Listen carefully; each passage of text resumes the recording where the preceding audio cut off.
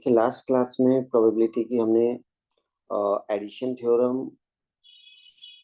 और ये dependent independent events ये कॉन्सेप्ट किया था, कंडीशनल प्रोबेबिलिटी ये हो गया था।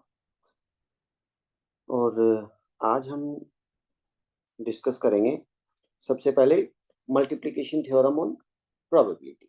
मल्टीप्लिकेशन थ्योरम, तो मल्टीप्लिकेशन थ्योरम है ऐसे कि जैसे आपको ये निकालना है प्रोबेबिलिटी ऑफ, ये निकालना है आपको probability of A intersection B. ठीक है, मतलब ए बी दो इवेंट है, उनके एक साथ साइमल्टेनियस अकरेंस की probability, probability of occurrence of A and B simultaneously. ठीक है, एक साथ होने की प्रोबेबिलिटी या दोनों इवेंट हो। कभी कभी क्या होता है एक्सपेरिमेंट में दोनों इवेंट होनी है, लेकिन इवेंट वन बाय वन होनी होती है कि पहले ए हो एंड देन बी, होनी दोनों है। ठीक है, तो कैसे भी हो दोनों इवेंट के होने की प्रोबेबिलिटी एक के सीक्वेंस में हो, एक के बाद दूसरी, दूसरी के बाद तीसरी, यहाँ तो दो ही है, तीन भी हो सकती है। ठीक है, सारी इवेंट होनी है, एट ए टाइम हो या वन बाय वन हो, कैसे भी हो। तो निकालते कैसे हैं भाई, इनमें ना कुछ ऑर्डर होता है, ये इवेंट होती है कि पहले कि इनमें से कोई एक हो रही होगी और उसके बाद दूसरी हो रही होगी, वन बाय वन ऐसे होता है। कुछ इवेंट क्या हो रही है सीक्वेंस में हो रही है। जनरली क्या होता है सीक्वेंस में पहले ए हो फिर बी हो, अगर तीन है तो फिर सी हो, सभी हो। तो हम पहले क्या निकालते हैं, इनमें मान लो ए पहले हो रही है, ए क्या हो रही है पहले हो रही है, तो प्रोबेबिलिटी ऑफ ए। ठीक है, और हमने ये भी पढ़ा था इंडिपेंडेंट में, हमने ये बड़ी अच्छी पॉइंट पढ़ा था, पी ए यूनि इंटरसेक्शन बी क्या होता है, अगर ए बी इंडिपेंडेंट है तो P A into P B, मतलब मल्टी इसमें दोनों दो प्रोबेबिलिटी की मल्टीप्लाई होती है। यहाँ पे यहाँ भी ऐसा ही कुछ होगा। तो यहाँ पे होता है पी ए के होने की प्रोबेबिलिटी, अगर ए हो जाती है फिर हम चेक करेंगे ए अगर हो गई है तो उसका बी पर देखेंगे कि बी जो इवेंट है ए पर डिपेंडेंट है या नहीं। ठीक है, अभी हमें नहीं पता है, हम देखेंगे प्रोबेबिलिटी ऑफ बी निकालेंगे और ये ध्यान में रखेंगे कि ए हो चुकी है, मतलब बी ए पर डिपेंडेंट है, ये ध्यान में रखते हैं बी की प्रोबेबिलिटी। ठीक है, तो यही मल्टीप्लिकेशन थ्योरम है, यहाँ दो प्रोबेबिलिटी की मल्टीप्लाई होंगी अगर यहाँ पे इंटरसेक्शन है। एक कोई एक इवेंट जो पहले हो रही है उसकी प्रोबेबिलिटी, उसको ध्यान में रखते हुए बी की प्रोबेबिलिटी, इसलिए मैंने यहाँ पे कंडीशनल लिखा है, मतलब ए को ध्यान में रखते हुए करना है। ठीक है, और इसी में अगर मैं बोल देता हूँ कि भाई, अगर मैं बोल देता हूँ A and B are independent है, कैसी है इंडिपेंडेंट, तो उस केस में क्या होता है probability of B by A. Independent का मतलब है बी के ऊपर ए का कोई फर्क नहीं पड़ रहा है, तो भाई मैं प्रोबेबिलिटी बी बाई ए ना लिख के प्रोबेबिलिटी बी लिख सकता हूँ। Probability B by A probability B बराबर है। ठीक है, ये नोटेशन ही तो है। बी बाई ए नोटेशन कब यूज किया जाता है, जब बी ए पर डिपेंडेंट हो, और जब ए पर डिपेंडेंट ही नहीं है बी, तो हम प्रोबेबिलिटी बी लिख सकते हैं सीधा।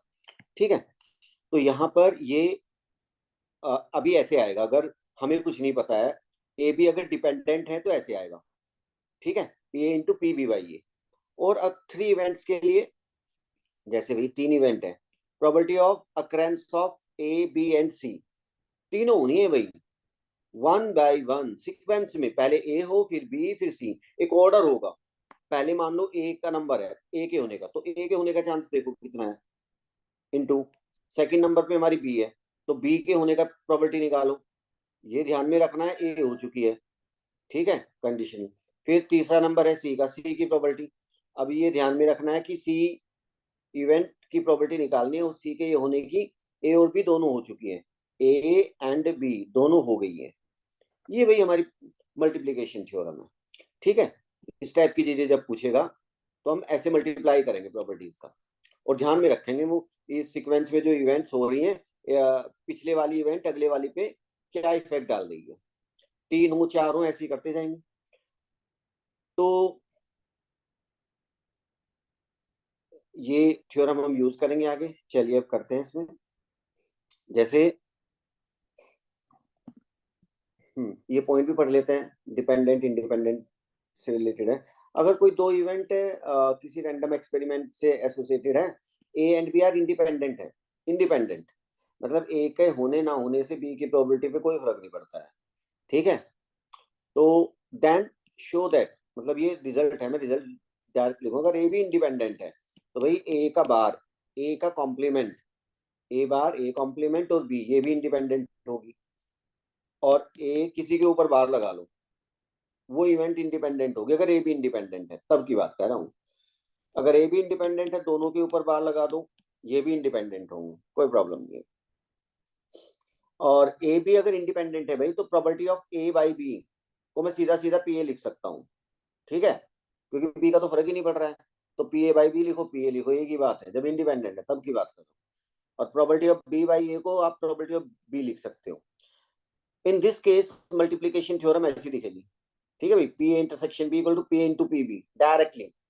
जब मल्टीप्लीकेशन, जब इंडिपेंडेंट इवेंट है तो हम डायरेक्ट प्रॉपर्टी मल्टीप्लाई कर देते हैं, यही मल्टीप्लीकेशन थ्योरम है जब इवेंट इंडिपेंडेंट होती है। डिपेंडेंट इवेंट में क्या होता है? The probability of dependent events is probability of two events occurring one after the other when the two events have an impact on each other. तो probability of A and B, मतलब A intersection B, इसको ऐसे भी लिखता है, A and B लिखो, probability of A B लिखो, same चीज है, सेम नोटेशन है, ठीक है। और जब इवेंट डिपेंडेंट होती है तो पहले किसी एक के होने की प्रोबेबिलिटी और फिर प्रोबेबिलिटी ऑफ सेकंड की प्रोबेबिलिटी, ठीक है। और ये ध्यान में रखना है, पहली हो चुकी है, ठीक है। चलिए क्वेश्चन देख लेते हैं। ये वाला क्वेश्चन देखो, two cards are drawn one by one, दो कार्ड निकाले भाई 52 में से वन बाय वन, एक के बाद दूसरा। What is the probability that both the S card, probability निकालने के दोनों एस कार्ड हो, ठीक है, इसकी प्रोबेबिलिटी। मतलब दो कार्ड, पहला निकाला फिर उसको वापस रखा, ठीक है, फिर दूसरा निकाला, ठीक है, तो दो कार्ड निकले। जब पहला निकाला उसका कलर नोट किया, मतलब वो देखा किसका है, फिर उसको वापस डाला, फिर दूसरा निकाला, तो ये दोनों कार्ड निकले one by one without replacement, दोनों एस कार्ड होने चाहिए, ठीक है। निकाले। अब एस कार्ड कैसे निकालेंगे?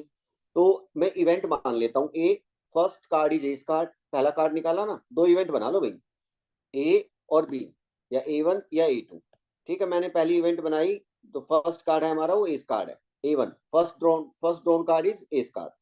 और दूसरी क्या बनाओगे? A2, ठीक है।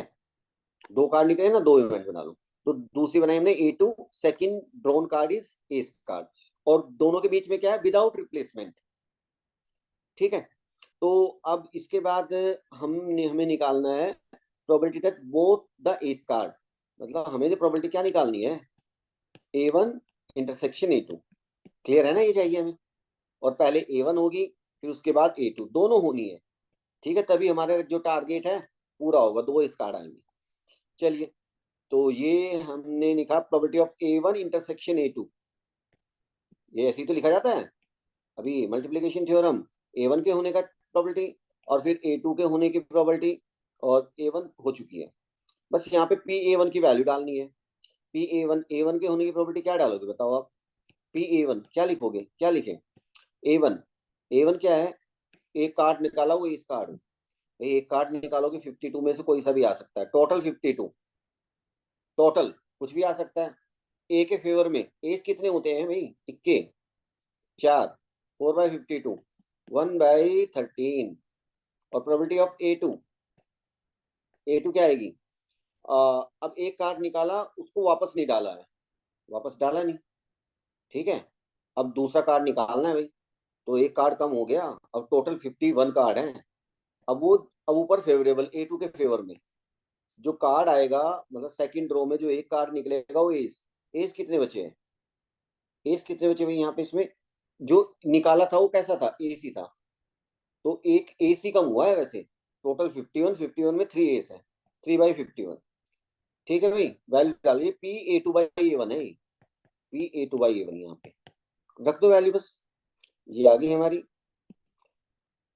ये आ गया 4/PA1, ये आ गया 4/52, और PA2/A1 आ गया 3/51। सॉल्व करके 1/221। चलिए next, total probability theorem, TPT। अब टोटल प्रोबेबिलिटी थ्योरम, इसमें क्या है? प्रोबेबिलिटी है, टोटल प्रोबेबिलिटी, टोटल का मतलब प्रोबेबिलिटी होती है, एक टोटल प्रोबेबिलिटी होगी। अब टोटल लगाने के पीछे इसका क्या मकसद है? इसका है कि एक कोई इवेंट की जो प्रोबेबिलिटी है ना, वो बहुत सारे रास्तों से होगी।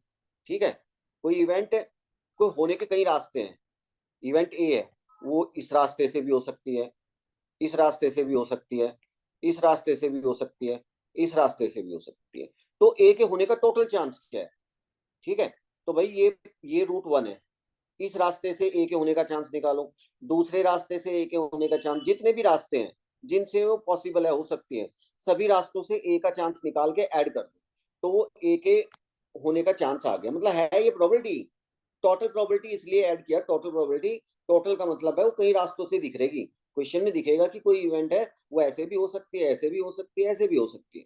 तो आपको क्या करना पड़ेगा? पहले ये जो रास्ता है इसकी प्रोबेबिलिटी कि ये रास्ता चूज किया है, और इस रास्ते की प्रोबेबिलिटी और इसके साथ इवेंट होने का चांस, प्लस दूसरे रास्ते की प्रोबेबिलिटी कि दूसरा रास्ता से इवेंट होगी, उसका कितना चांस है, अगर होगी तो उसके साथ ए का चांस। ऐसे ही हमें यूज करना है। चलिए, तो यहाँ टोटल प्रोबेबिलिटी थ्योरम में क्या है? Let E1 E2 E3 EN be and mutually exclusive events है एंड एग्जॉस्टिव इवेंट्स। ये म्यूचुअली एक्सक्लूसिव मतलब भाई इनमें से एट ए टाइम एक ही हो सकती है, एक ही होगी, दो नहीं होंगी एक साथ में। म्यूचुअली एक्सक्लूसिव E1 होगी या E2, एक ही होनी है, E1 E2 E3। ठीक है, ऐसे नहीं होगा कि E1 और E2 दोनों हो गई, ऐसे कभी नहीं होगा। म्यूचुअली एक्सक्लूसिव डिसजॉइंट इवेंट है। एग्जॉस्टिव का मतलब भाई इनके अलावा कुछ नहीं होना है, इनके अलावा कुछ नहीं होना है, ये होना है तो बस यही होना है। ये चीजें, ये दो, ये लाइन, ये म्यूचुअली एक्सक्लूसिव एग्जॉस्टिव बताती है। मतलब ऐसे कह रहा है एक, ये बना लो ना सैंपल स्पेस, ये बन गया सैंपल स्पेस। तो ठीक है भाई, और इस पूरे सैंपल स्पेस को क्या हुआ, कुछ इवेंट ने पूरा कवर कर रखा है। ठीक है, ये इवेंट है हमारी, ये एक इवेंट ले लो, ये एक, दो, तीन, चार, ऐसे ऐसे ये इवेंट है। ये E1, ये E2, ये E3, और ऐसे चलते चलते ये EN। मतलब ये जो जितनी भी इवेंट है पूरा सैंपल स्पेस कवर कर रखा है। ठीक है, तो जब भी सैंपल स्पेस होगा इनमें से कोई इवेंट होगी। ठीक है, एक कोई एक होगी, जो भी होगी। उसके बाद क्या है, करना क्या है, ए कोई एन आर्बिटेरी इवेंट है। ठीक है भाई, ये हमारी सिंपल इवेंट नहीं है, सिंपल इवेंट ये है, इन्हीं में से होगी। और ए कोई कंपाउंड इवेंट है। ठीक है, ये सैंपल स्पेस के अंदर ये इवेंट है भाई, E1 E2 E3 EN, ये होनी है। और कंपाउंड इवेंट हमारी मतलब कोई एक एनी इवेंट है, क्योंकि इवेंट क्या होती है, any subset of sample space. ये कोई भी इवेंट बना दी इन्हीं का यूज करके, इनमें से बनेगी ना इनका सब, any subset of sample space क्या कहलाता है, इवेंट। दो दो इवेंट ले लो, तीन तीन इवेंट ग्रुपिंग में लो, तो कोई भी इवेंट ए हो सकती है। और ए कोई इवेंट है जिसका वो डायरेक्ट होगी नहीं, जब एक्सपेरिमेंट वो होगी नहीं, होनी इनमें से है। और मैं क्या बना रहा हूँ, ए के होने का चांस, ये मैंने ऐसे बना दी, मान लो ये ए इवेंट है। अब इसका ये ए इवेंट है, इसका जो होने का चांस है, अब देखो आप, इसका चांस E1 के साथ इतना चांस है, E2 के साथ होने का चांस, ये E3 के साथ चांस, इसके ए के होने के टोटल चांस निकाल लो। ठीक है, तो वही लिखा है यहाँ पे, प्रोबेबिलिटी ए के होने का चांस क्या है। देखो प्रोबेबिलिटी, या तो प्रोबेबिलिटी किसके साथ, E1 के साथ होगी। देखो E1 E2 या तो E1 के साथ होगी, या E2 या E3, क्योंकि इनमें से एक ही होनी है भाई। ठीक है, अगर E1 होती है, मान लो एक्सपेरिमेंट हुआ E1 होगी, तो पहले आप क्या निकालोगे, या E2 होगी या E3।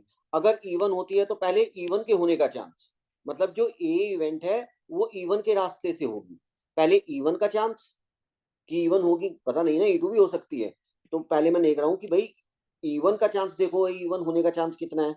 अगर E1 होती है तो उसके साथ ए के होने का चांस, E1 होगी ए का चांस, ये तो हो गया ए के होने का चांस E1 के साथ इतना, ये ए का चांस है E1 के साथ, E1 के रास्ते से। अब ये है, अगर भाई E1 नहीं होती है तो E2 होगी, E2, तो E2 का चांस प्लस करते जाएंगे, सारे चांस को ऐड करके टोटल चांस आ जाएगा। E2 के होने का चांस इंटू E2 के साथ ए का चांस, ठीक है भाई, रास्ते, वो रास्ता सेलेक्ट हो उसकी प्रोबेबिलिटी, और उस रास्ते पे ए का चांस कितना बनता है वो लिखना होता है यहाँ पे।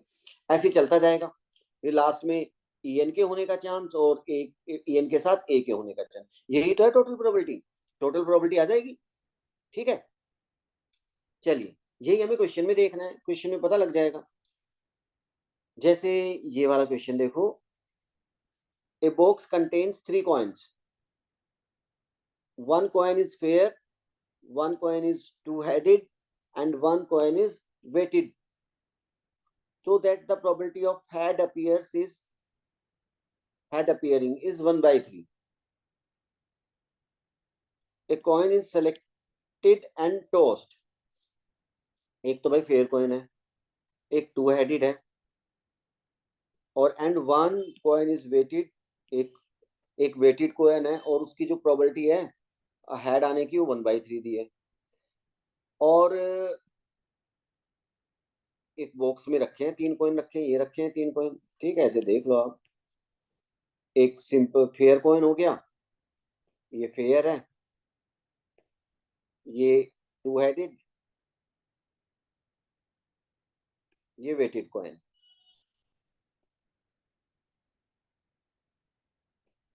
ठीक है, और इनमें से एक कॉइन सेलेक्ट किया और टॉस किया, और टॉस करने के बाद प्रोबेबिलिटी निकालनी है कि हेड आया है। प्रोबेबिलिटी किसकी निकालनी है? हेड आया है। मेन इवेंट है हेड। हेड आने का चांस क्या है? देखो हेड आने का चांस तो कैसे भाई, 3 तरीके से आ सकता है, 3 रास्ते हैं हेड। पहला, अगर भाई फेयर कॉइन सेलेक्ट हुआ हो, आपने एक कॉइन निकाला, और मान लो कि आपने फेयर कॉइन निकाला है, और फिर उस पे हेड आने का चांस, पहले फेयर कॉइन आने का चांस, उस पे हेड आ सकता है, एक रास्ता तो ये है। दूसरा, टू हेडेड कॉइन सेलेक्ट हो जाए, पहले तो ये, और उसके बाद टू हेडेड पे हेड आने का चांस। ठीक है, फिर तीसरा, वेटेड कॉइन सेलेक्ट हो और उस पे हेड आने का चांस। तो हेड आने का चांस 3 जगह डिवाइड है, तो तीनों तीनों जगह से उसके चांस निकाल के ऐड कर लो। तो मैं लिख रहा हूं, ऐसे लिखूंगा, मैं डायरेक्ट भी लिख सकता हूं एक ही लाइन में। जैसे प्रोबेबिलिटी ऑफ हेड, हेड आना है, यार मैं ये इवेंट बना लूँ ना इसको। जैसे मैंने इवेंट बनाई, इवेंट बना लेता हूँ, इवन इनको बना लेते हैं हम जनरली। वे रास्ते, रास्ते कौन सा रास्ता सेलेक्ट हुआ है? फेयर कॉइन आया है, टू हेडेड या वेटेड कॉइन? तो फेयर कॉइन इज सिलेक्टेड, एक कॉइन सेलेक्ट करना है ना, fair coin is selected. E2, जब आप एक कॉइन सेलेक्ट करोगे टू हेडेड वाला भी सिलेक्ट हो सकता है, two headed coin is selected. और E3 आ जाएगा हमारा, कौन सा? Weighted coin is selected, weighted coin is selected. ठीक है, यही 3 रास्ते हैं, उनको E1 E2 E3 मान लो, याद ही रख लो, E1 E2 E3 मानेंगे। अब मेन इवेंट को मैं जनरली ये मानता हूँ, ये अप्रोच आगे भी यूज करूंगा मैं बेस थ्योरम में। मेन इवेंट जिसकी प्रोबेबिलिटी निकालनी है, हेड अपीयर्स। ठीक है, हेड आने की प्रोबेबिलिटी, तो getting head, head occurs, head appears, कुछ भी लिख लो, हेड अपीयर्स।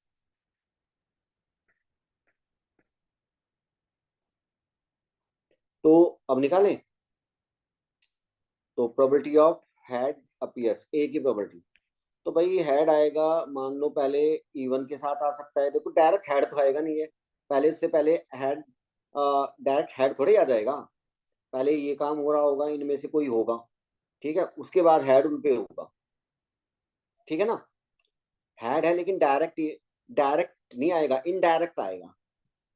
तो पहले E1 के होने का चांस, और E1 अगर होती है तो उसके साथ ए के होने का चांस देख लो। ये याद रखो बस आप, फॉर्मूला याद ना रखो कोई प्रॉब्लम नहीं, मैं फॉर्मूला लिख रहा हूँ, मैं लिखता नहीं हूँ, मुझे पता लग जाता है।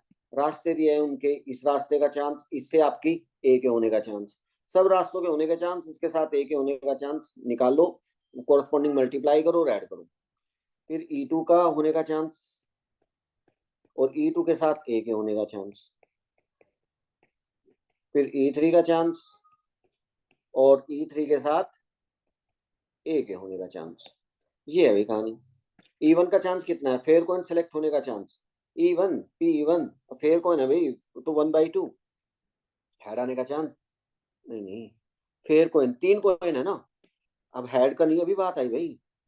अरे ये गलती मत करना भाई, इसमें मैं लिख रहा हूँ यहाँ पे भाई 3 कॉइन में से E1 मतलब फेयर कॉइन सेलेक्ट हो। अब भाई 3 कॉइन है ना, फेयर, टू हेडेड और वेटेड, तो 1/3 कोई सा भी हो सकता है। टोटल 3 कॉइन है और उनमें से फेयर कॉइन एक है, 1/3। P2 1/3, टू हेडेड कॉइन एक है, टोटल 3 है। P3 वेटेड कॉइन सेलेक्ट हो, 1/3। ठीक है, इन पे हेड वेड का भी चक्कर नहीं है, कुछ वो आगे आएगा। P1 की प्रोबेबिलिटी भाई 1/3 और इसकी PA/E1। अब ये है, अगर फेयर कॉइन सेलेक्ट हो गया तो उस पे हेड आने का चांस क्या है? और फेयर कॉइन तो भाई हेड आने का चांस क्या होता है? 1/2। PE2 1/3, अगर टू हेडेड कॉइन सेलेक्ट हो गया उस पे हेड आने का चांस कितना होता है? टू हेडेड पे दोनों जगह हेड है तो 100% चांस है, तो 1 प्रोबेबिलिटी। PE3 1/3, वेटेड कॉइन पे हेड आने का चांस ये उसने दिया है यहाँ पे 1/3 है, तो हो गया काम हमारा इंटू 1/3। तो भाई ये आप 1/ कितना आ गया, 1/6 प्लस 1/3 और प्लस 1/9। ठीक है, तो एलसीएम ले लो 18, 3 प्लस 6 प्लस 2, 11/18। ये हमारा आंसर है, कितना है? 11/18। ऐसे इसका आ जाएगा टेल, टेल आने का चांस, तो यहाँ पे हेड की जगह टेल लिख दो आप। ठीक है, तो यहाँ पे ये तो ऐसी ही रहेंगी, टेल आने का चांस यहाँ 1/2, यहाँ पर 0, ये चीज 0 हो जाएगी यहाँ पे, क्योंकि टेल तो आएगा ही नहीं, टू हेडेड पे टेल आने का चांस ये पूरी खत्म हो जाएगी यहाँ पे। और यहाँ पर टेल आने का चांस वेटेड में कितना आएगा, क्योंकि हेड आने का चांस कितना है वेटेड? 1/3, 1 - 1/3 2/3, तो यहाँ पर 2/3 आ जाएगा। करना ऐसे ही। चलिए बेज थ्योरम देख लो, लैंग्वेज देख लो। ये स्टेटमेंट है भाई, हमारे पास एन इवेंट है E1 E2 E3 EN, और वही ये एन इवेंट है कैसी है? Mutually exclusive and exhaustive events. उसने ऐसे लिखा है, बात वही है, mutually exclusive with a set of events associated with a sample space S where all events E1 E2 E3 N have known zero probability of occurrence। ठीक है भाई, मतलब कोई इम्पॉसिबल इवेंट नहीं है, सबका कुछ ना कुछ चांस है। ऐसे नहीं इसमें कोई इवेंट की जो कभी हो नहीं सकती है। ठीक है, सबके कुछ ना कुछ चांस है। ठीक है भाई, और ये इवेंट इसने आगे लिखा है, ये वाली इवेंट क्या है यहाँ पे लिखा है, ये एक तरीके से कह रहा है कि किन्हीं भी दो इवेंट का इंटरसेक्शन 5 होगा, मतलब ये म्यूचुअली एक्सक्लूसिव है, इसने बाद में लिख दिया। ठीक है, मेन पॉइंट यही है, वो सारी इवेंट जितनी भी म्यूचुअली एक्सक्लूसिव और उन सब का यूनियन भी क्या है? वो सैंपल स्पेस है, मतलब एग्जॉस्टिव इवेंट्स है। ये माइंड में रख के चलो, वही पिक्चर है, मैं फिर बना देता हूँ। ये सैंपल स्पेस और ये हमारी इवेंट्स हैं यहाँ पर, ये E1 E2 E3 ऐसे जा रही है EN। ठीक है, E1 E2 E3 EN, और ये हमारी यहाँ पर इवेंट ए है पहले की तरह। अभी हमने निकाला था ए के होने का चांस। ठीक है, और अभी हम क्या करेंगे, अभी इसमें देखें, यहां तक हो गया कि हमारी ये इवेंट है E1 E2 mutually exclusive exhaustive. Let A B any event, A कोई इवेंट है विच कैन अकर विद, और जो किसके साथ हो सकते हैं, या तो E1 के साथ होगी, या E2 के साथ होगी, या E3 के साथ होगी। यही वहां पे कहानी थी टोटल प्रोबेबिलिटी थ्योरम में, या EN के साथ होगी। Then according to Bayes theorem, ये फॉर्मूला है। अब ये क्या लिखा है वो बता देता हूँ। देखो यहाँ पे मेन चीज इसमें है कि आपको ये ये जितनी भी इवेंट है इन सब की प्रोबेबिलिटी पता होगी। इवन कितनी इवेंट है ये सब पता होगा, 3 है 4 है 2 है, वो सब पता होगा, उनकी प्रोबेबिलिटीज पता होगी। ये P1 P2 PEN जितनी भी होंगी ये नोन है, क्वेश्चन में दी होती है। ठीक है, ए इवेंट क्या है, ए इवेंट ये भी नोन है, ये भी पता होगी क्या इवेंट है, ये हो चुकी है। ठीक है, ये इवेंट क्या है, हो गई है, यहाँ पे बेस थ्योरम में हो चुकी है इवेंट है, इसकी प्रॉपर्टी निकालनी हो गई है, तो ये भी नोन है क्या इवेंट है। और क्या नोन होगा, probability of A by E one, ये जो इवेंट हुई है, जो ए इवेंट है, इसका इवन अगर होती है उसके साथ chance P A by E two, अगर ई टू होती है उसके साथ चांस, ये जो इवेंट है, जो ये इवेंट, इसका सबके साथ चांस पता है आपका, ए का इवन के साथ ई टू के सब चांस पता है हमें, तो यही पता लग जाएगा, ये सब नोन है। P A by E N, ये सब नोन होता है। ये वाली चीज या तो नोन होगी या हम इसको फाइंड कर सकते हैं, डेटा दिया रहेगा कैन फाइंड। ठीक है, ये निकालना नहीं है अभी हमें, पूछा उसने कुछ और होता है इसमें, इसने पूछा थोड़ा उल्टा है कि भाई एक इवेंट है जो हो गई है, अब वो E1 के साथ हो सकते हैं, E2 के साथ, E3 के साथ, किन्हीं के साथ भी हो सकती है, और ए हो चुकी है। तो अगर ए हो गई है, ये बताओ कि वो, अगर ए हो गई है, मान लो कि ए हो चुकी है, ठीक है, अगर ए हो गई है तो बताओ कि वो E1 के साथ हुई है, इस टाइप की चीज पूछेगा। E1 ये आपको निकालनी है। अगर ए हो चुकी है, अब बताओ वो E2 के साथ हुई है, ये ए हो चुकी है, और बताओ कि वो EN के साथ हुई है, ये सब आपको फाइंड करने हैं। ठीक है, ये वाला मेन हमारा पार्ट होता है, ये सब चीजें आपको निकालनी होती है, बाकी सब गिवन होती है। मतलब मेन इवेंट हो गई भाई, यहाँ पे ये मेन इवेंट हो गई है, आपको बता देगा ये हो चुकी है, ये लिखा होगा क्वेश्चन के अंदर। ठीक है, फिर आपको बताना है कि वो जो ए है, वो ए हो चुकी है, वो इवन के थ्रू हुई है, उल्टी प्रॉपर्टी निकालनी है। अभी तक आपको ये पता था कि इवन के साथ ए का चांस है, सबके चांस पता है। ठीक है, तो यहां पर हम क्या करेंगे, मतलब ऐसे है बेस थ्योरम में, इसमें क्या होता है, जैसे कि ये होता है क्राइम इन्वेस्टिगेशन, वहां पे यूज होता है प्रोबेबिलिटी एंड स्टैट्स वगैरह। जैसे जैसे कोई मर्डर वगैरह हो जाता है, ठीक है, अब मेन इवेंट है मर्डर, अब जो मर्डर हुआ है उसके कई वे हैं, ऐसे भी हो सकता है ये इसके थ्रू हुआ होगा, कई रास्ते हैं। मेन इवेंट हो चुकी है क्या, मर्डर, अब बाद में ढूंढा जाता है कि मर्डर तो हो गया है, अब बताओ वो इस पर्सन ने किया है। ठीक है, ये चांस निकाला जाता है उल्टा, मेन इवेंट होगी, मर्डर हो गया, बताओ कि वो P1 ने किया है।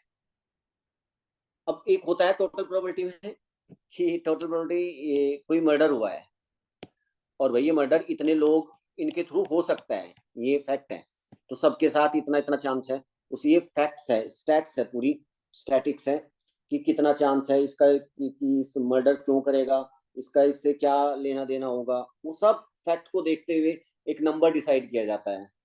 ठीक है, तो वो सबका चांस देखेंगे, कौन कौन का कितना, किससे क्या क्या फायदा था, क्यों करेगा, क्या लेना देना था, वो एक मर्डर होने का टोटल चांस है।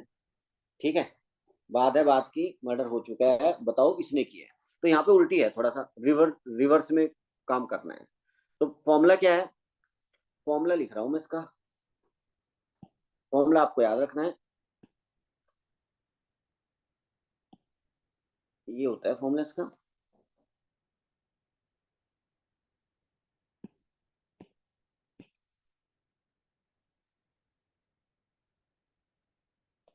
ये होता है भाई। देखो, जैसे मुझे पी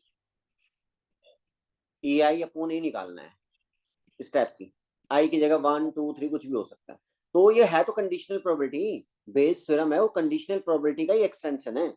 नीचे आएगी पी ए, ठीक है, ए की टोटल प्रोबेबिलिटी, और ऊपर आएगा पी, जो भी आई की जगह पी आई इंटरसेक्शन ए। बस, अब इसी को ही आप थोड़ा सजा के लिख दो। आप पी ए, पी ए के होने का टोटल चांस कैसे लिखा था भाई? पी ए टोटल प्रोबेबिलिटी, नीचे क्या लिखते थे? जितनी भी इवेंट है E1 के होने का चांस इंटू E1 के साथ ए के होने का chance, plus PE2 into P A by E2। ऐसे ही तो लिखते हैं, plus plus plus plus, last वाली भी लिख दो, ई एन के होने का चांस और EN के साथ ए का चांस कितना बनता है? ये नीचे ए के होने का टोटल चांस है, ये ए का टोटल चांस है, और ऊपर ए का चांस किसके साथ है? जो इवेंट है उसके साथ चांस। ठीक है, तो यहां पर आ जाएगा ऊपर, इसको देखोगे ये आ जाएगा पी आई जो भी है, ई आई E1 भी हो सकती है, 2 नीचे तो मैंने टोटल लिख दिया ही। ठीक है, जैसे यहाँ पर अगर मेरा आई की जगह है, अभी तो मैं कैसे लिखूंगा इसको,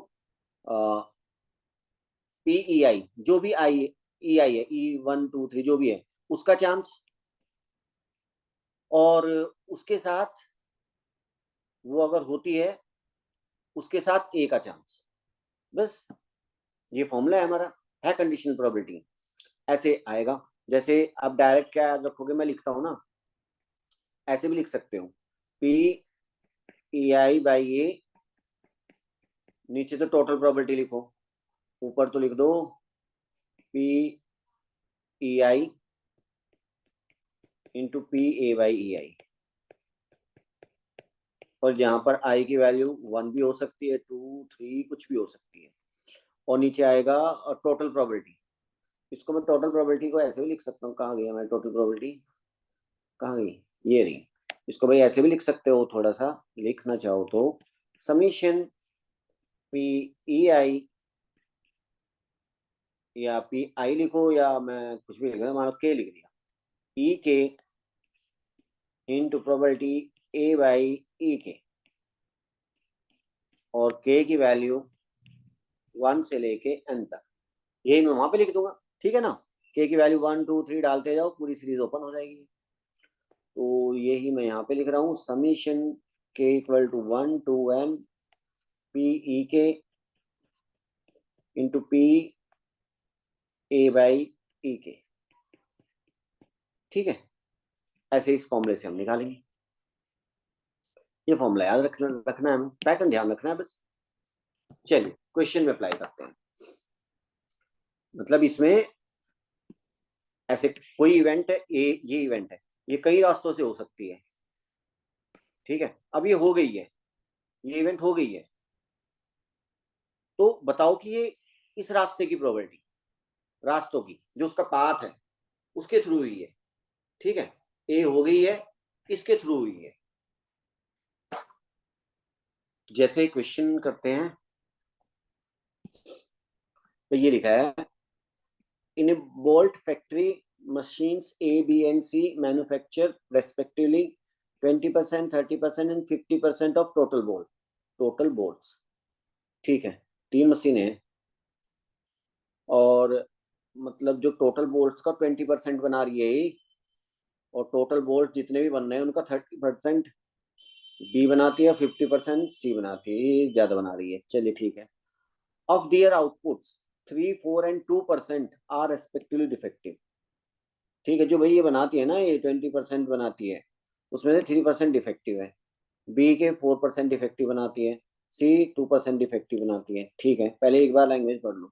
ए bolt is drawn at random from the product if the bolt drawn is found to be defective. और बोल्ट रैंडमली ड्रॉ किया और पता चला कि बोल्ट, वो ये पता लग गया कि डिफेक्टिव आया है, हो गया मेन काम। एक वो निकाला आपने बोल्ट और वो डिफेक्टिव आ गया है। ठीक है, ये क्वेश्चन था कि बोल्ट डिफेक्टिव आए उसका चांस क्या है। ठीक है, लेकिन बोल्ट डिफेक्टिव आ गया है, बताओ कि जो बोल्ट डिफेक्टिव आया है वो किस मशीन ने बनाया है। तो bolt drawn is found to be defective, then probability that it is manufactured by the machine C, कि आया है मशीन सी ने बनाया है, इसका कितना चांस है। ठीक है, तो चलिए करते हैं इसको।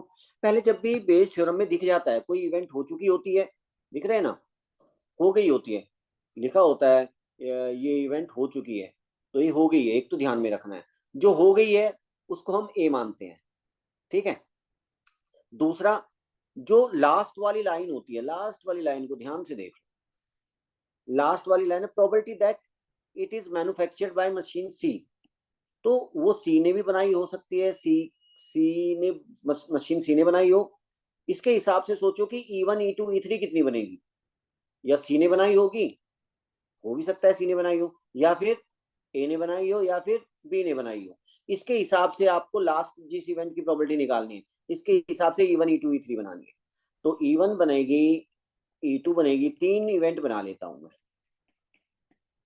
एक तो ये बना लेता हूं कि ये जो बोल्ट है निकाला, इसके अंदर ये इंक्लूड मत करना कि बोल्ट डिफेक्टिव आ गया, सिर्फ ये मशीन के से रिलेटेड है कि वो जो बोल्ट है वो डिफेक्टिव है या नहीं, उससे नहीं कि वो किस किस मशीन ने बनाया है।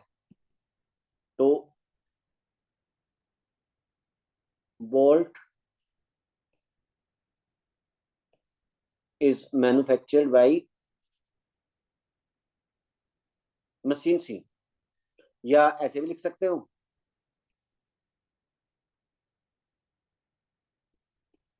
मशीन सी, मशीन ए लिखो, या इसकी जगह आप ऐसे भी लिख सकते हो, कई तरीके से लिखा जाता है, बस ये ध्यान रखना इसमें गड़बड़ नहीं होगी। मशीन ए इज सेलेक्टेड,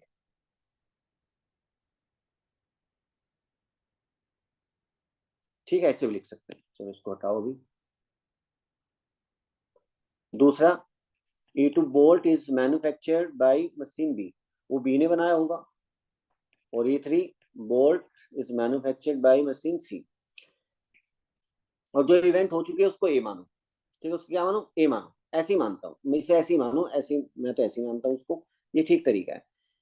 और इवेंट हो गया जो बोल्ट है, bolt is drawn at random from the bolt drawn is found, the bolt drawn is the defective. ठीक है भाई। और निकालना क्या है, निकालना जो निकालना है यहाँ पे लिख दो। ए हो चुकी है, ए हो गई है, डिफेक्टिव है। ऊपर क्या, कि डिफेक्टिव तो है कि ये E1 ने बनाई थी। किसने बनाई थी, मशीन सी। मशीन सी वाली कौन सी है, E3। E3 ने E3 मशीन सी ने बनाई थी, ये निकालना है आपको। ठीक है, तो पहले आप फॉर्मूला लिख दो और फिर वैल्यू निकाल लो। E3/A, 2-4 क्वेश्चन करते इसका आइडिया हो जाएगा। नीचे तो ऊपर तो आएगा P3 और PA/E3। तो यहाँ पे उल्टा है, आगे जो भी इस टाइप की चीजें आएंगी उसके उल्टे आएंगी। यहाँ E3/A आगे A/E1, A/E2, A/E3, ये सब इस टाइप की चीजें आएंगी। नीचे total probability P E1 into PA/E1 plus PE2 into PA/E2 plus PE3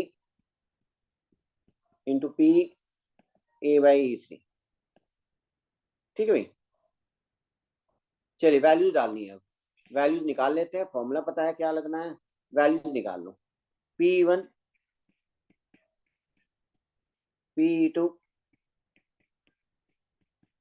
PE3। भाई जितने भी बोल्ट बनाए थे, ठीक है, ये टोटल बोल्ट थे, यहाँ पे सारे बोल्ट रखे हुए हैं, और आपने एक बोल्ट निकाला रैंडमली, तो वो रैंडमली बोल्ट निकला तो किसका आएगा, मशीन ए का आएगा या बी का या सी का। अगर तीन ही बोल्ट होते, अगर तीन ही बोल्ट होते तो P1 भी 1/3, P2 1/3, P3 1/3, तीन ही बोल्ट होते। यहाँ बहुत सारे बोल्ट है, कुछ ए ने बनाए, कुछ बी ने बनाए, कुछ सी ने बनाए। तो एक बोल्ट निकालोगे और वो ए ने बनाया है, उसका चांस कितना रहेगा? क्योंकि ए ने कितने बनाए हैं भाई, अगर टोटल 100 बोल्ट है यहाँ पे, तो कोई निकालोगे और 20% ए ने बनाए हैं, 20 ए ने बनाए हैं, ठीक है ना भाई, 20 बनाए ए ने, इसमें से 20, तो ए का बनाया, तो जो बोल्ट है ए का बनाया हुआ होगा, मैन्युफैक्चर बाय ए, तो 20/100 ये दी है, प्रोबेबिलिटी दी है भाई ये, ठीक है। तो P1 20%, 20/100। और E2 ने बनाया होगा, उसने लगा वो 30% बनाती है, मतलब 100 में से 30 बनाती है वो, 100 में से 30, 30%। और E3 कितनी बनाती है? 50% बनाती है। तो जो बोल्ट निकालोगे E3 ने बनाया होगा, उसका चांस ज्यादा रहेगा, डेटा से दिख रहा है 50% बना रही है। तो बोल्ट निकालोगे वो E3 ने बनाया होगा, उसका चांस कितना रहेगा? 50%, ठीक है भाई। अब ये डेटा भी निकालना है इसके साथ में, ये वाली टर्म ये भी निकाल लो, PA/E1 ये लिखना है, PA/E2, PA/E3 ये लिखना है, PA/E1।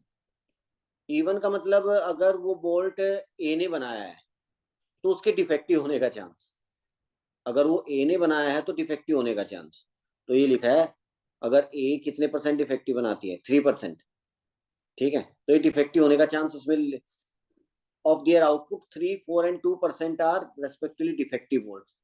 ए कितने डिफेक्टिव बनाती है? 3% डिफेक्टिव। वो बोल्ट निकाला, वो ए ने बनाया और वो डिफेक्टिव आ जाए, इसका कितना चांस है?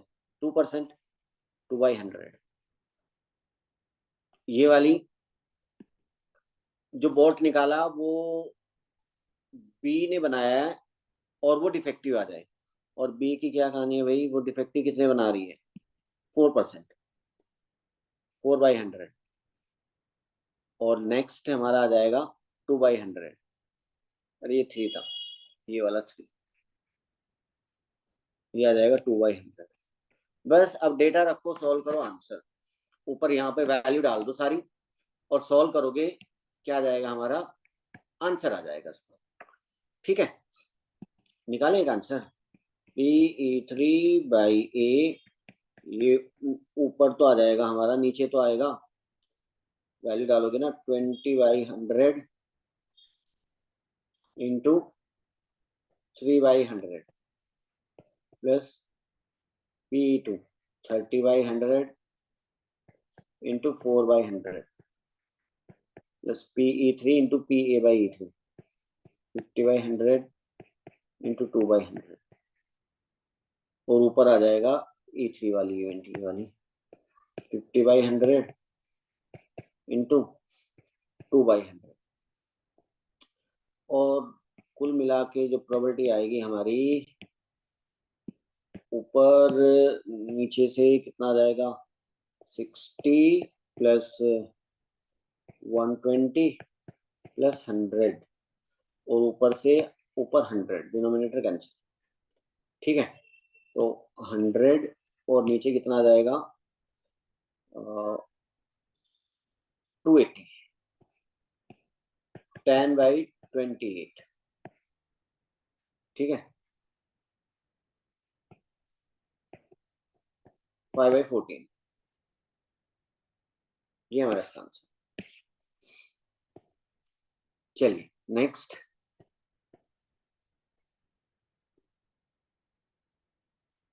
ये वाला क्वेश्चन देखिए।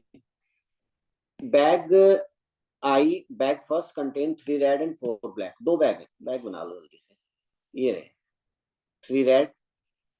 जब भी ऐसे बोले बैग वगैरह दे, तो जो रेड है तो मतलब डिफरेंट है, 3 red 4 black and 3 white, 3 white. ये बैग फर्स्ट, कितने बैग हैं? 2, एक और बैग है, बैग सेकंड। और डेटा में लिखा है bag second contain 2 red 5 black, 2 red 5 black and 2 white. One ball is transferred from bag to bag second.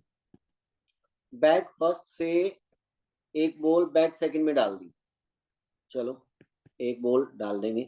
अब एक इससे रेड भी जा सकती है, या फिर एक बॉल ब्लैक जाएगी, ठीक है, तीन तरीके से एक बॉल जाएगी या एक वाइट जाएगी। चलिए, डालने के बाद फिर क्या करना है इसमें, and then a ball is drawn from bag second, और उसके बाद यहाँ से एक बॉल निकालनी है। और ये प्रोसेस करने के बाद, ठीक है, उसके बाद बैग सेकंड से एक बॉल ड्रॉ करनी है, ठीक है, एक बॉल निकालनी है, और drawn from the bag second, the ball so drawn is found to be black, और जो बॉल निकाली वो ये पता है कि ब्लैक कलर की आ गई है, ठीक है, कैसी आई है, ब्लैक। अब बताओ the probability that the transferred ball is red, कि जो ब्लैक आ गई है, बताओ कि ये जो ब्लैक आई है इसकी प्रोबेबिलिटी निकालो, ब्लैक आई है कि जो फर्स्ट से सेकंड में जो बॉल ट्रांसफर की थी वो रेड हो, ठीक है। तो देखिए कैसे करते हैं, देखो यहां से जो इवेंट हो चुकी है, the ball drawn is found to be black, तो ये इवेंट मेन इवेंट है, इसको ये मान लो, ठीक है। Ball drawn from back two is black, ये हो गई है इवेंट। उसके बाद इस लास्ट लाइन से बनेगी E1 E2 E3 कितनी बनेगी, ट्रांसफर बोर्ड रेड, रेड भी हो सकती है और ब्लैक भी हो सकती है, व्हाइट भी, तो E1 E2 E3 तीन बना लो बस, E1, ठीक है। तो फर्स्ट से सेकंड में द ट्रांसफर्ड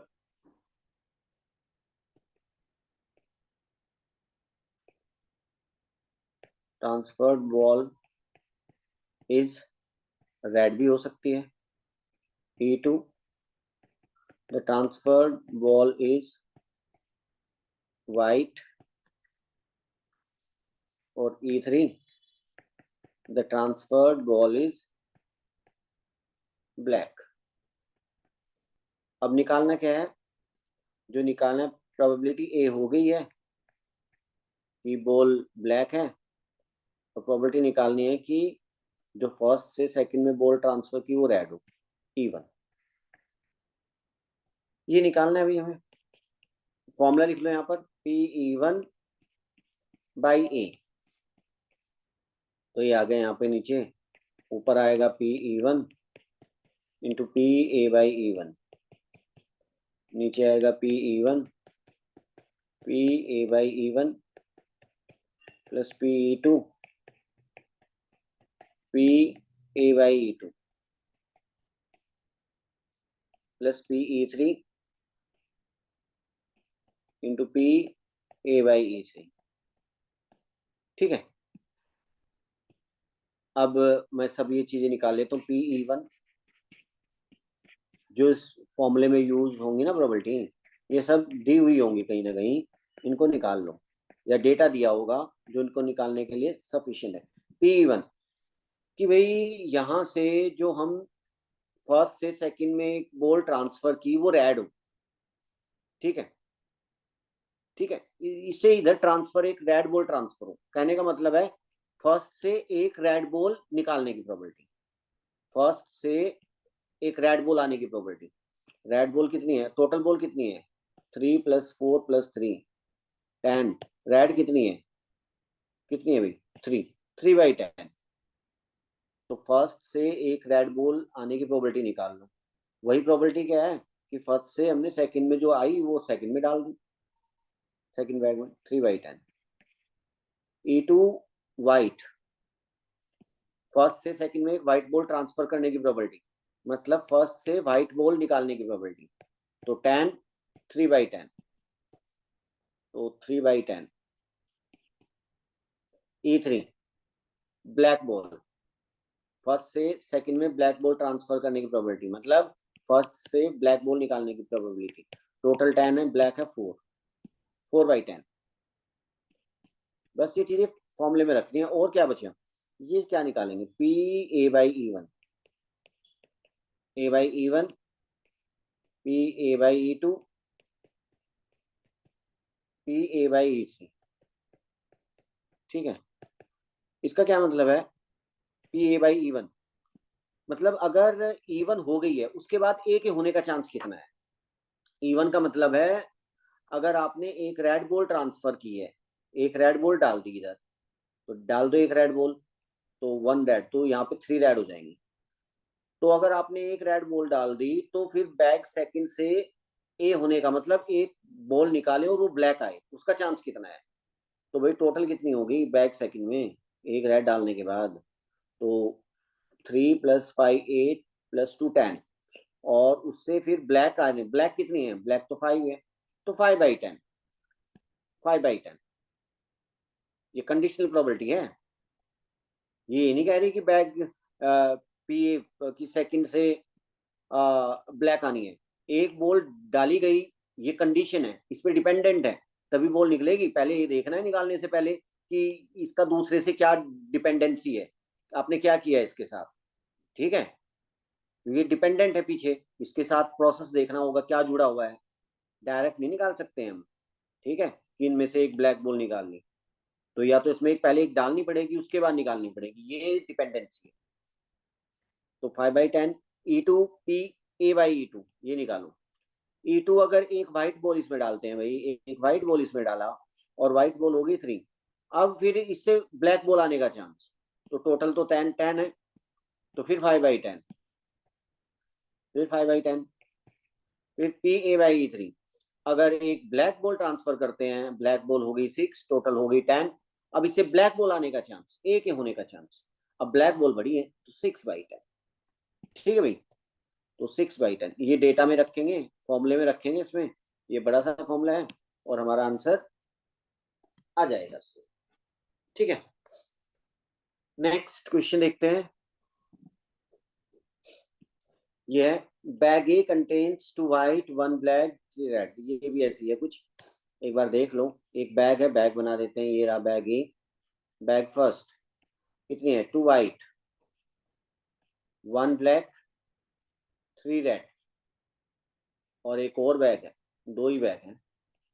बैग टू क्या लिखा है? बैग बी, ए बी नाम दिया, ये बैग ए बैग बी।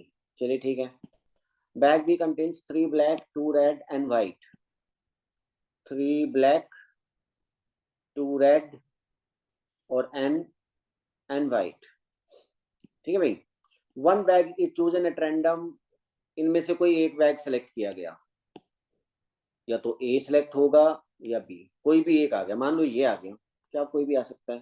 फिर क्या किया? 1 bag is chosen at random, और उसके बाद 2 balls are drawn from it at random, और उस बैग से 2 बॉल निकाली, are found to be 1 red and 1 black, और ये, और जो बॉल आई है सेलेक्टेड बैग से वो एक रेड और एक ब्लैक है, ये पहले ही पता है, ये इवेंट हो चुकी है। अब बताना है कि जो ये इवेंट हो गई, बताना है कि जो इफ द प्रोबेबिलिटी, और ये लिखा है if the probability that both balls come from bag A is 6/11, और वो जो दोनों बॉल्स हैं वो बैग ए से आई। देखो एक रेड है एक ब्लैक है, ये पता चल गया है, लेकिन वो दोनों बैग ए से आई है, उसकी प्रोबेबिलिटी इतनी है, देन एन।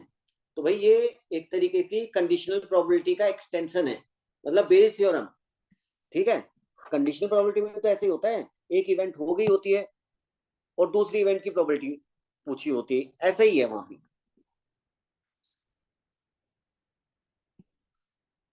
तो यहाँ पर हम क्या माने? तो करें स्टार्ट, मेन इवेंट क्या है भाई, ये किसको माने कि जो हो चुकी है उसको ये मान लो, कहाँ पे है? और एक रैंडमली बैग सेलेक्ट किया और 2 बॉल ड्रॉ की गई। अच्छा, 2 ड्रॉन बॉल,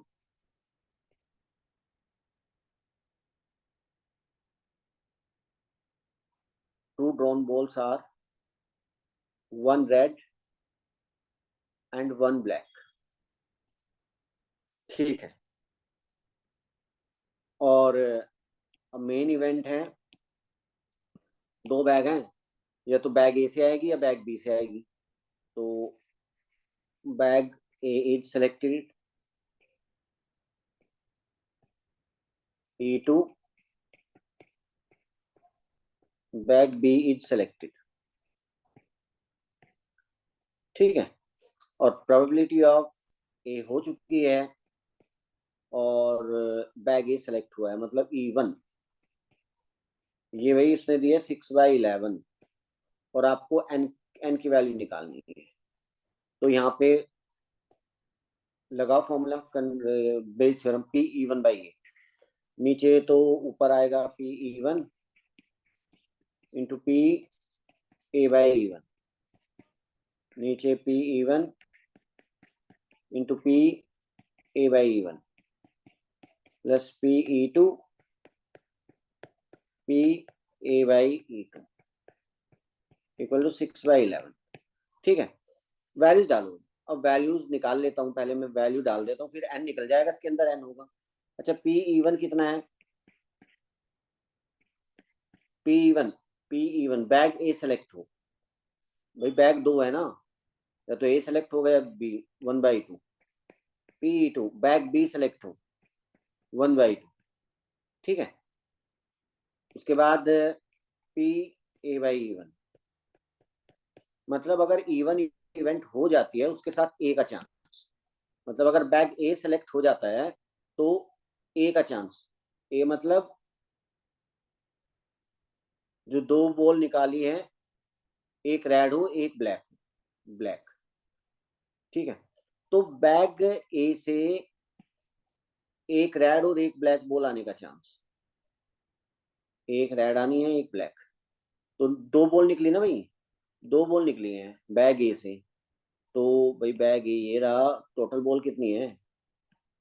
6।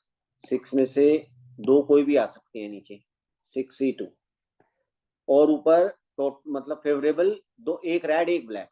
रेड कितनी है भाई? रेड 3 है, तो 3 में से एक आनी है, एंड वाइट नहीं लेना है, फेवरेबल ब्लैक एक है, वही ले लो, 1C1। ठीक है भाई, ये निकाल लेंगे कितना आएगा। P(A/E2) बैग अगर बी सिलेक्ट होता है, उससे एक रेड एक ब्लैक, बैग बी की कहानी देखो कितनी है टोटल, 3 + 2 5 + n, तो 5 + n, और उसमें से 2 बॉल आने के तरीके, सेलेक्ट करने के तरीके, और ऊपर एक रेड आए एक ब्लैक आए। रेड कितनी है? 2, ब्लैक कितनी है? 3, 2C1 इंटू 3C1। बस ये वैल्यूज डालो, 6/11 के इक्वल करो, एन निकालो। चलिए मैं जल्दी से थोड़ा दिखा देता हूँ, उसमें सॉल्यूशन देख लो उसका। ठीक है,